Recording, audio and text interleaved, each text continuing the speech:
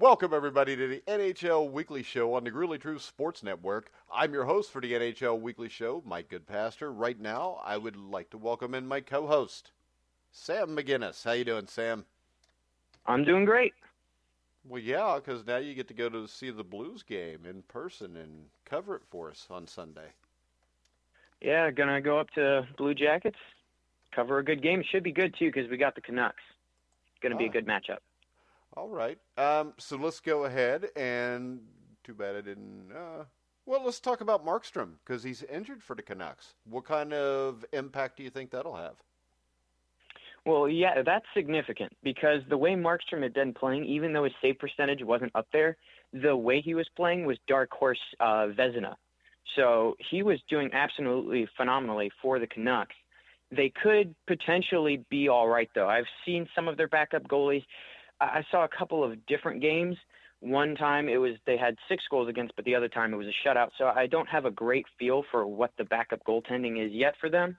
But with the other team and the greatness surrounding them, they should be able to pick up their game with all those talented players around them. All right. Jay Bouwmeester out for the season. What kind of impact does that have on the Blues? Because originally it had a huge impact on them, and then they seemed like they kind of righted the ship after that. But long term for playoffs, what kind of effect does this have? I mean, it's definitely a sad thing, especially being that it wasn't like you got injured normally or you just retired or something like that. Like he had a cardiac issue. And so his long-term future is also in possible effect for this. So it's no good for him. I'm sure everybody there is very sad because a lot of them know him pretty well. So I'm sure it'll have some sort of an impact. But again, knowing the Blues, I don't think it'll have any significant playoff, like we're not going to make the playoffs or something. I think they know how to keep going, but it will be tough for them. I mean, we see it now. It's like they're on a winning streak. So nothing's going to stop them, but it might impede them a little bit. All right. And from the world of Rocky Balboa, we had a 42-year-old Zamboni driver, emergency goalie for the Hurricanes, first ever emergency goalie to win a game. Not to mention that Zamboni driver was in the Toronto Maple Leafs organization. His winning stick will enter the Hockey Hall of Fame. But, I mean, this is a great story because it transcended all sports when it happened. It trended on Twitter. ESPN was running it as a huge story. And this is something kind of an everyman story, which is always great for the sport of hockey or any sport something like this could happen in. Yeah, I mean, it's absolutely fantastic, and especially considering he's 42. Most goalies are retired by then, and he was doing good. So despite the fact, I believe he let in 1 or 2 goals. I don't remember exactly because, unfortunately, I could not watch that game because I got blacked out. But he did well as far as I'm concerned, and he won the game. I mean, having been the first ever emergency goalie to do that, but then also not to be in your 20s, but to be in your 40s and do that, that is an incredible feat. As you mentioned, cross sports, like it's a great thing for hockey.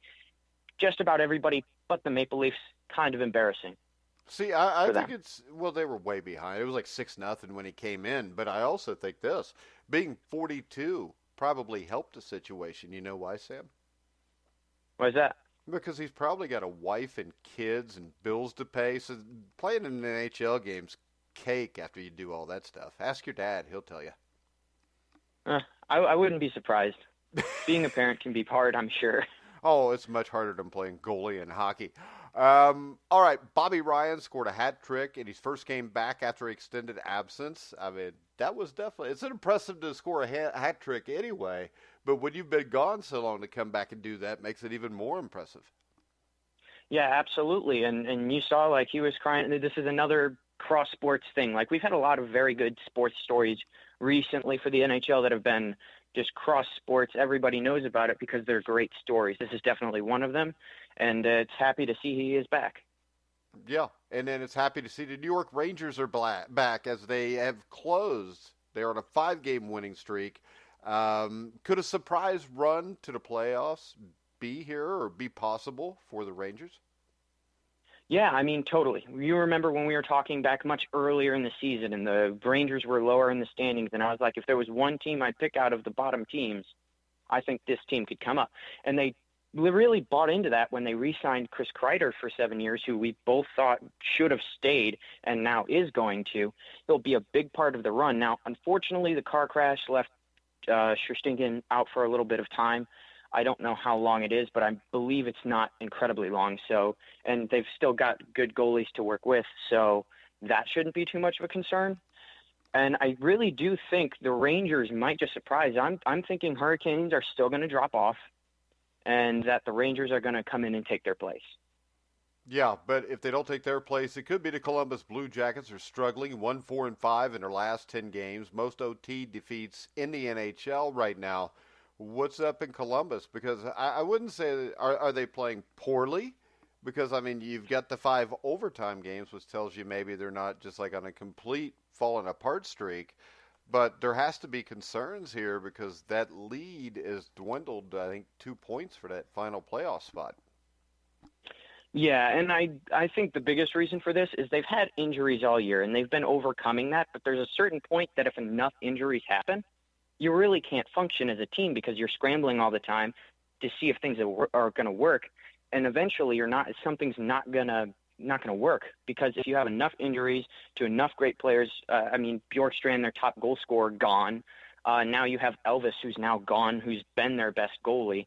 Now they did get Korpisalo back, but the thing is when you have enough injuries, it doesn't really make any difference what you do, because you're still going to lose games. Now they've done incredibly well getting those 5 overtime losses like you were talking about with all those injuries. But eventually, if they don't get healthy, they're not going to make the playoffs. Yeah, you're not going to make the playoffs just getting 1 point at a time. Next up, Philadelphia Flyers are on the move up. The Canes are on the move down. Do you think these are 2 trends that will continue? I do. And I remember thinking about this because we were expecting high hopes for the Canes. But one thing I always look at for teams is overachieving versus underachieving. Now, it can even change from year to year for teams, and we're seeing that with the Hurricanes now. Because originally, you'll note they weren't that great during the regular season last year, but they did do well enough to make a first wildcard spot, and they made it all the way to the semifinals. However, this year, with higher talent, and even after having a great trade deadline, they lost their first 2 games after that deadline. Like, they're underachieving what they should be this year, and they were overachieving last year, versus the Flyers, who are just beating great team after great team, and we're seeing that now. They're only 1 point back from the Penguins of all teams. They're only 5 points back from first place in the Metropolitan Division.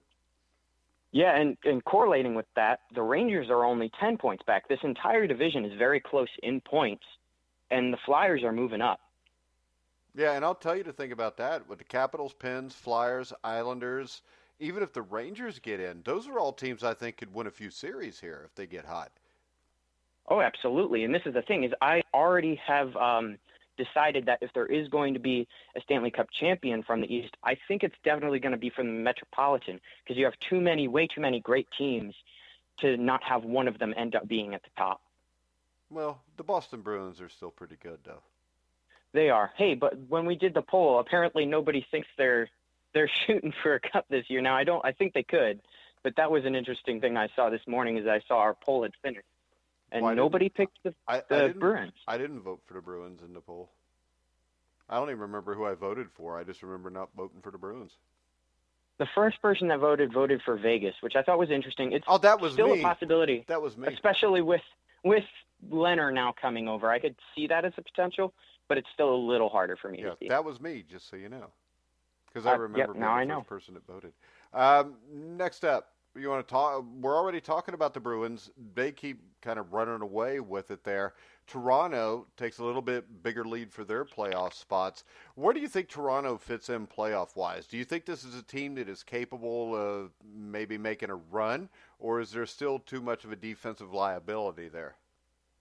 I think there's definitely too much of a defensive liability. They were very passive at the trade deadline, which I didn't like. But the curious thing now is they could very well be in a series with the Lightning. And nobody really knows what the Lightning are going to be postseason, so you might still have a significant chance at winning at least one series. Yeah. Next up, here is the prerequisite. Sam likes the Red Wings. They've finally won some games, so we're going to talk about them. The Detroit Red Wings sweep the season series against Montreal. That's sad for Montreal. Yeah, this is the only reason I bring it up is people that are thinking Montreal is still a playoff contender, you can stop. You want to know the reason they're 8 points out of a playoff spot? I think they're more now, but at the time that they finally got swept, they were 8 points out of a playoff spot. That's your losses to Red Wings. That's the only reason they weren't in it. And if you can't even beat the Red Wings, I mean, like, okay, you need to wait for next year or maybe the year after. They really need to get their stuff together over there in Montreal. All right, next up, we talked a little bit about the Vegas Golden Knights, 7-game winning streak. They've taken a hold of the Pacific Division. I think this is a team out west that could make a run and do some damage because I don't know that the Blues still probably have to be the team to beat. The Avalanche Stars are tough. You go down and check out the Pacific, though. I think the Knights are the best team in the Pacific. Oh, absolutely. And that's why at the beginning of the year and throughout the year I've said they'll come back. Now, they've had some issues, and oddly enough, recently with the goaltending, but that's why the Leonard trade was a thing. And that's why I'm so intrigued by this, because Robin Leonard has had great playoff experience, especially with the Islanders last year. It's not like he's not prepared for this. So they've now, even if they don't have reliable goaltending elsewhere, which is odd, even Marc-Andre Fleury, he has had moments, but recently has fallen off a little bit, which has been concerning. I hope this isn't the end of his career because he's a great player, but we'll have to see. But Leonard is really going to bring in that goaltending stability that they've been lacking. So I could see them as another outside contender. All right. Who are the top 5 teams trade deadline? Who won the deadline rankings? I think obviously number one, despite their recent losses, it has got to be the Hurricanes. They added a whole lot of talent for very little, and this is a credit to them because you have to be good at negotiating to be able to do well during the trade deadline, and they showed off their skills there. So definitely them first. All righty. What you got after that? Number 2, now, don't take this the wrong way. This is as a seller's point of view. This team won of all the sellers. They definitely won, and that was the Ottawa Senators. They gave away a lot of different pieces, but look at all the draft picks they have now.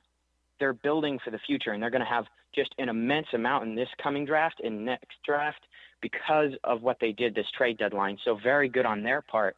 This is what you want to be doing as a rebuilding team from the bottom up. Sort of like the Miami Dolphins of the NHL.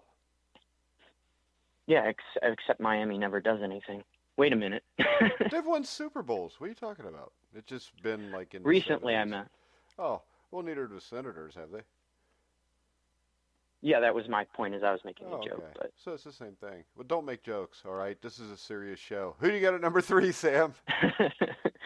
Number 3, I definitely got to have the Oilers, and I loved foremost their picking up of Andreas Anthoniso, because this brings additional speed to an already speedy line, because you have people that have a hard time keeping up with Connor McDavid because Connor McDavid is, well, fast. But now you have a guy who can at least, for the most part, keep up with Connor McDavid and has worked with speed players before. I mean, Dylan Larkin, like, hello. So now you have this combination that's going to be very deadly on that line. And with the overachieving they have had, this is good. All right. Number 4. Number 4, I have Vegas, and this is straight up because of the Leonard trade. I'm not going to try and mask it with anything else. The reason I have them at number 4 is because the trade was just that big that getting that player puts them here. Again, the semi-uncertainty and instability of their goaltending is now immediately solved because Leonard is that good of a goalie.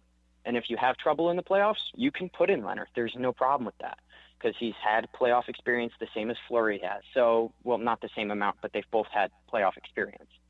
So definitely a great trade on their part, and it's going to significantly bolster their team for the future. All right. Number 5. Number 5, I have Washington. One of the bigger reasons for this is Ilya Kovalchuk. This happened right before the deadline. It was just a few hours before the actual day of the deadline, but I'm counting it in anyway. Should be a good pickup. I would not be surprised to see him gel well with the rest of the Washington Capitals, especially Ovi, down the stretch. So good pickup on their part, and overall a pretty good, solid deadline. All right, we have some listener questions if you want. All right. In your mind, this is from Mark C. In your mind, does any one player acquisition on Monday tip the Stanley Cup in favor of their new team? Any one player. I would almost have to go back to Ilya Kovalchuk. Now, this happened on Sunday, but it was in the later hours of Sunday. So, again, I'm counting it. But if you want to talk about just Monday, that would move then back to Leonard. Again, I talked about him a lot, but we all know what Leonard is now. And if you had any question about goaltending, you now don't have to. And goaltending has got to be the number one thing when coming into the playoffs. If you don't have a hot goalie, you might as well kiss it goodbye. Yeah. Plus, also, when you throw in Brendan Dillon, I think they gave themselves a lot better chance also. With a 7-year deal in place, do you see Chris Kreider as the next captain of the New York Rangers? That's from Mike Silvers. I could see that. I could definitely see that. For sure, they're at least saying they're buying into Chris Kreider and they're buying into this team, which is exactly what they needed to be doing. And we can already see, I thought it would have taken until next year, but hey, overachievers will be overachievers. They're going at it this year, and they're not far behind from their goal. So I could see them doing very well, and I wouldn't be surprised that if sometime in the future Chris Kreider would be the next captain. Yeah. What trade surprised you the most? That's from TJ Rondo.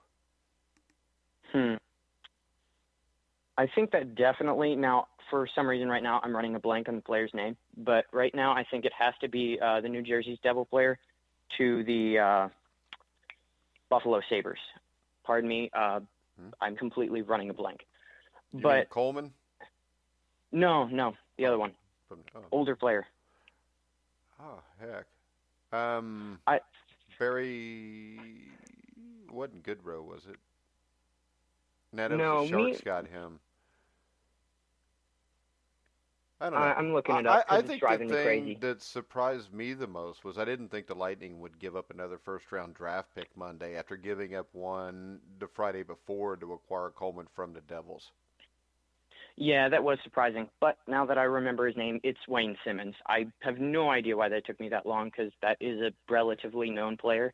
But sometimes I draw blanks.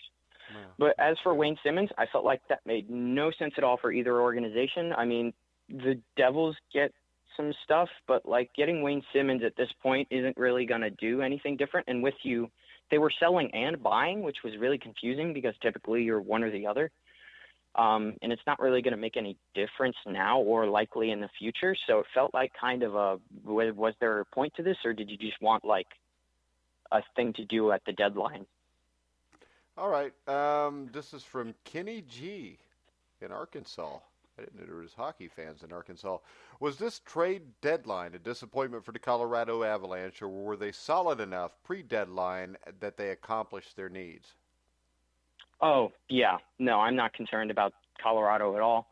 The deadline, like, forget about it. With or without it, they're still contenders. Don't worry about it. They've got it covered. My question is this. Would they I think that they pivoted and decided to just stay put once the Rangers re-signed Kreider, because Kreider would have been a perfect fit as a rental in Colorado. Well, for sure. But as you mentioned, they didn't need to do anything. And, you know, the old saying goes, don't fix what ain't broke. Right? So they've still got a huge chance at a Stanley Cup, and they don't have any, like, this will end our Stanley Cup chances needs right now. So if I were them, I would have pretty much done the same thing, especially if Chris Kreider had been around. I probably would have got him. But besides that, I wouldn't have done much.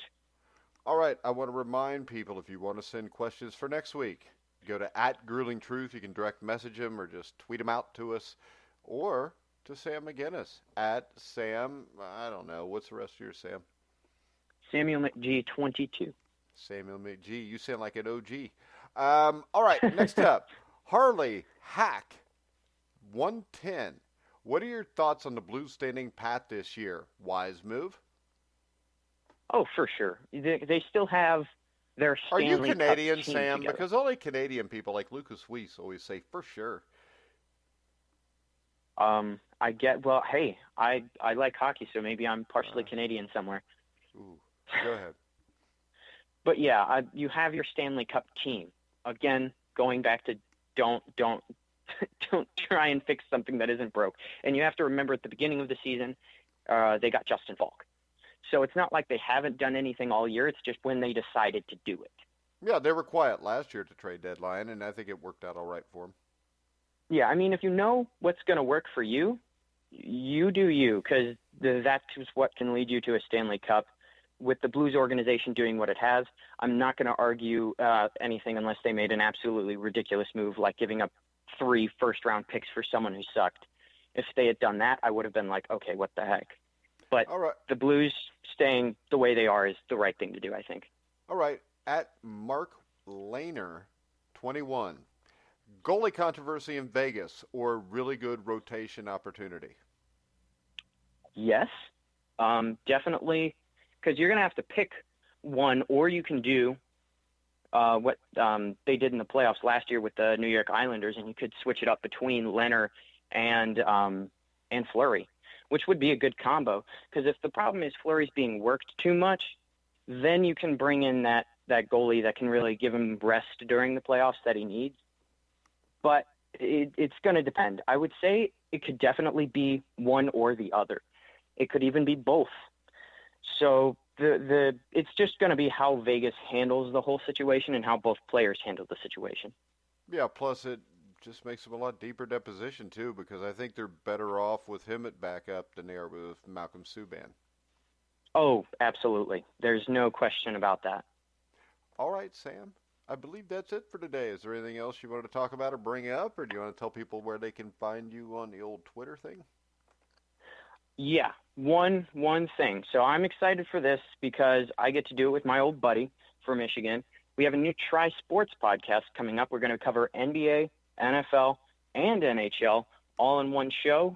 You'll see Luke Gremben will be our other co-host for that. He currently writes for Eastern Michigan University and does podcasts for them. I think his Twitter and Instagram and all that is just at Luke Gremben, so that's easy to find. He will be joining us May 1st. All right, Sam. Does this mean we're not buddies? Because you've never said you were excited to do the show with me. Okay, that's not even true. Well, you've never said, "Oh, I'm so excited to do the show with you." But when you get Luke, it's like, "Oh, I'm so excited because he's my buddy." Exactly what am I, Sam? Am I chopped liver or what? I don't know. I kind of wouldn't be here, so I feel like that's probably not the case. All right, Sam, I'm just giving you a hard time. I want to remind everybody that we will have an NFL Legends show next Wednesday live at 3 o'clock Eastern on thegirlytruth.com, where you can hear me interview legendary former Kansas City Chiefs place kicker Nick Lowry. And then at 7 o'clock Wednesday night, we'll have our first Legends of Hoosier Hysteria show, where I will be interviewing Bobby Plump, who hit the game-winning shot in the 1954 Indiana State High School Basketball Championship. And no, I did not see that in person, Sam. Also, it's what the movie Hoosiers was based off of. So he is the real-life Jimmy Chitwood. And I was very disappointed to find that young Sam here has never seen the movie Hoosiers. Yep, that's me. I have holes there. You can't even be a sports fan if you've never seen Hoosiers. Have you seen Rocky? Yes, I've seen Rocky. Then you've got to see Hoosiers. You see, here's the thing, is growing up, I just didn't see a lot of sports movies at all. It doesn't matter. You saw like Rocky. 2. That was like one of the 2 that I've seen because it was on. You see, here's the thing. You've only seen 2 movies in your whole life, Sam? It's of those kinds of movies, and I'll tell you why. There's a simple explanation. Is here at my house, we don't watch a lot of sports movies, so I didn't grow up watching a lot of them. But my cousins, thank goodness for them, watch sports movies all the time. So the few times that I was able to go over there and see some movies with them, they were good sports movies. But Hoosiers isn't even a sports movie. It's about a small Indiana town where people have nothing better to do than dribble a round ball. And that's the great part of it, because when life was like that, it was much better. I wouldn't know. I know you wouldn't, and it's sad. I don't know about the 50s, but I know about the 70s. And outside of the disco music, the 70s was really good. Yeah, I don't think I like disco, but I Yeah, just you had to don't. be born in the like 60s and be like 14 to 18 in the late 70s to like disco. Unless it's the Bee Gees, because the Bee Gees are just good. You've never heard the Bee Gees, probably, have you? Actually, my friend Michael Kilmore plays all the 70s, 80s, and 90s music you can find, so I have heard them. What's he playing on? Is he a DJ? No, he plays it in his car, so Oh, he it's plays it probably in his car. horrible Come on, quality. Sam. I thought maybe. I'm just saying, like, I've heard of them, and I've heard one of their songs on terrible car stuff, but, at least I've heard it, right? All right. We'll listen to Bee Gees before a football game next year in the locker room. All right. Maybe a playoff game we'll play Staying Alive. At least we won't be wearing pink shorts. No, nobody will ever wear pink shorts again. All right, guys, we're gonna wrap the show up. We will be back, I assume, next Friday. Right, Sam? Yeah, I'm pretty sure this works for me weekly, so you've got a set date for once. All right, so make sure you check back with me and Sam for the NHL Weekly Show next Friday. You can hear all of our shows anywhere you find podcasts. You can follow The Gruely Truth at Gruely Truth. Check out thegruelytruth.com and make sure you check out all of our podcasts. But for now, for Sam McGinnis, I'm Mike Goodpaster. You've been listening to The Grueling Truth, where the legends speak.